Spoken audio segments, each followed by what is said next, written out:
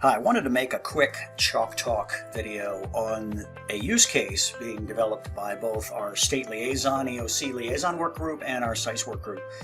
The use case is looking at reducing fiber cuts and the impacts of fiber cuts on state assets during disasters. So let me give you the background. During Hurricane Michael, we had a number of issues with fiber cuts.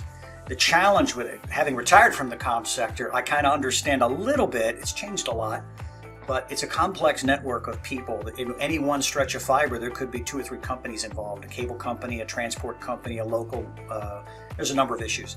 But anyway, fiber cuts occurred often enough to really cause problems during Michael, especially with state 911 centers, hospitals, police barracks. There was a number of issues that happened, not just during Michael, but other storms as well. So the big issue is, how do we reduce fiber cuts?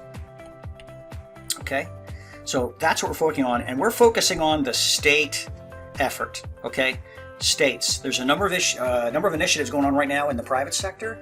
I know the telecom sector is working with the electric utilities to better improve coordination and communication. That's going to be a long, I think, a very fruitful effort. Many groups are working that in the comm sector. This is a different swim lane, but it's looking at it from the state side, okay?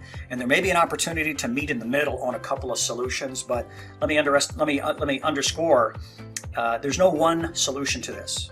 That's at least our mindset. We're looking at how can we help move the ball quickly from an operations standpoint. So with our use case development process, we look at a couple things. First, we define the problem.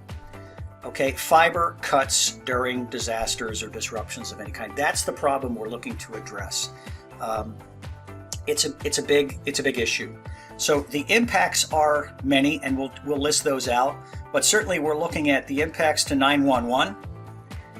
We're looking at the impacts to other state agencies and local agencies.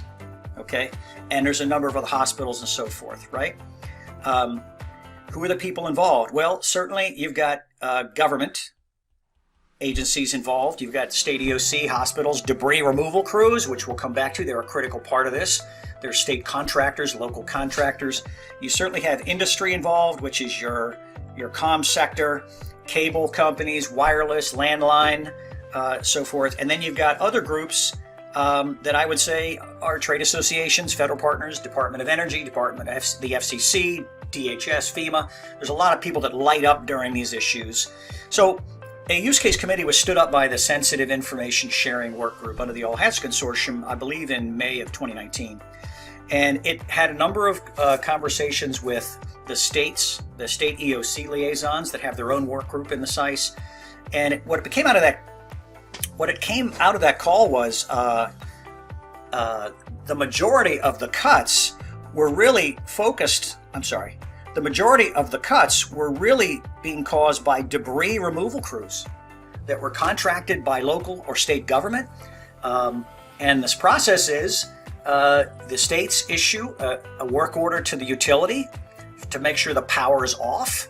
Once the power is off, the debris removal crews come in, as we understand it, and they cut everything. As a matter of fact, in one state, they said they get paid by the truckload, so they're not paying attention to cable or wire. They're going to fill those trucks and get onto there because they want to get paid, they want to be safe, they want to open the roads so that supply chain and medical supplies and water and food can be opened up to the citizens that are in that area or the businesses. But the trick we learned was the debris removal crews, who are initiated by the state EOC. So we asked for solutions, and one of the states came back. I want to thank Beverly Byerts in Florida and Persia, Payne, Hurley in North Carolina, who came up with this idea.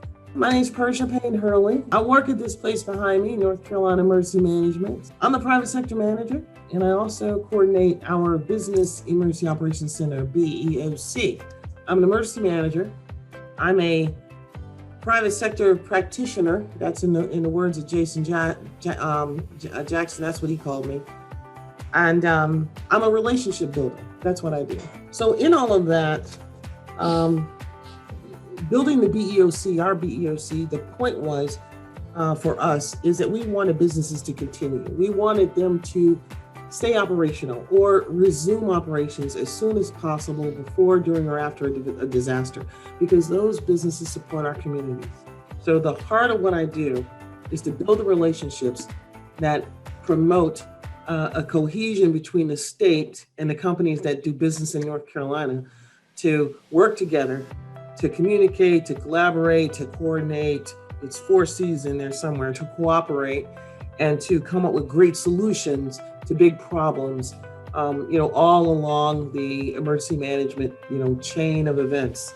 And so I think it's a win-win proposition between government and private sector if we are each able to get some things that we need, and then the big winner is communities. So that's kind of, in a nutshell, for what I think about this whole cool thing called private sector and private sector liaisons and what we do.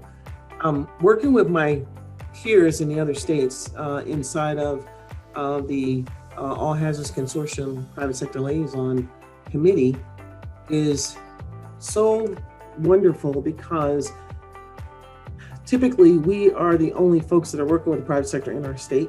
There's always this feeling that you're by yourself. There is so much to do as this industry is still emerging. There's a lot of people that have started, and sustainability is an issue, and how do you meet private sector folks is an issue, and what's your goal and your focus, and there's just so much, not to mention all the lessons to learn. And we do all of that stuff talking to each other, and so we lean on each other. So there's support, so there's ideas, there's wisdom, there's the lessons learned, there's also warnings, and we really give each other, I think, the support we need to operationalize some of these big ideas. So I like to operationalize, so I'm always in support of that, and that's what we do.